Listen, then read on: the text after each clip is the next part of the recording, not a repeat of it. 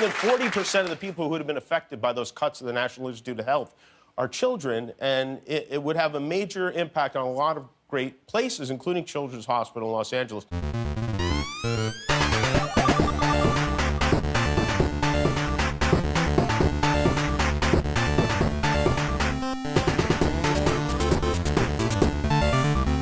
What a horrible, greedy, hateful thing Trump's trying to do to take our children's health care and make sure children can't have heart surgery, like Jimmy Kimmel says. Just made up, waving a bloody shirt. We deserve free health care like Cuba or England.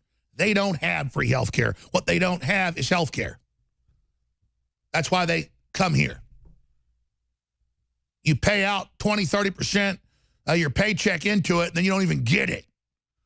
Oh, but it's free. Oh, but there's a 2-year wait on that brain surgery. That brain surgery is 99% operable for that tumor, but only within 6 months.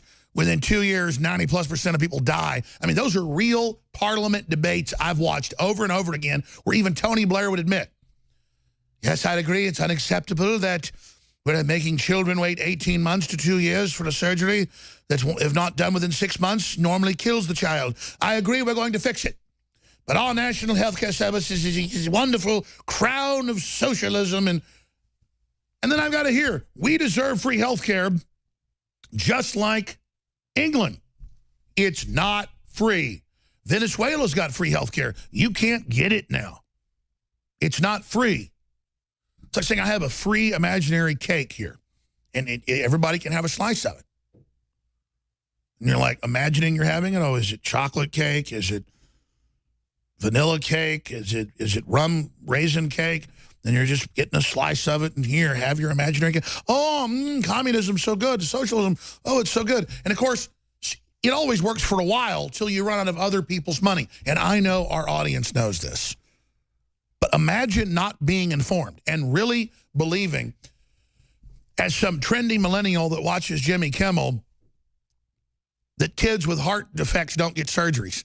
There are hundreds of major charities. The hospitals are supposed to be charity hospitals. You know, when you walk in, most hospitals, it says on the billboard, Catholic's charity or Lutheran charity. Hospitals were always supposed to be charities. Then the doctors were paid, the nurses were paid, but there was no profit in it. And if someone didn't have money, it was free.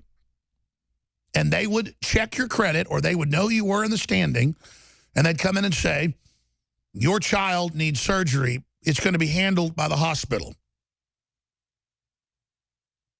But they never tell anyone this. I have a friend who had Crohn's disease, and his insurance kept kicking him off, and he couldn't get it through the city of Austin because the city wouldn't cover it. And I said, under charity care, under law, these charity hospitals have to do your surgery. You know, let's say you're making $40,000 a year, which he was at the city. And I said, that, you know, counts as basically blue collar in a town like this. You can go show them your pay stubs, your taxes, what you've done, and they're going to make you pay a fraction of it, and the hospital will pay for it. And he goes, my doctor tells me that doesn't exist. I said, your doctor's lying to you. And he was trying to give him some prescription that cost hundreds of dollars per pill. It was called Remicade, and didn't even work, but it turned his immune system off. And I told my friend, I said, you need to go to the charity hospitals. He goes, well, they don't say charity. I said, they're basically all charity hospitals unless it's a private clinic. And he finally went, and they said, yes, we do charity care, but we recommend that you go back to the state you're from for the surgery. They've got even better there in New York City. And he went, and the top Crohn's surgeon in the world did his surgery. And all he had to pay for was like $500 for the cost of autoclaving and cleaning the instruments. And I mean, he just couldn't believe it. He said it was true. No one would tell me. My dad managed hospitals. My dad managed over 150 dental clinics. Okay? My dad testifies in the legislature and writes papers for Congress. I know, okay? I know all about healthcare. All about it. See, I've already gone off on a jag. It's just, it's so frustrating because under Obamacare, you know what it lets the hospitals do?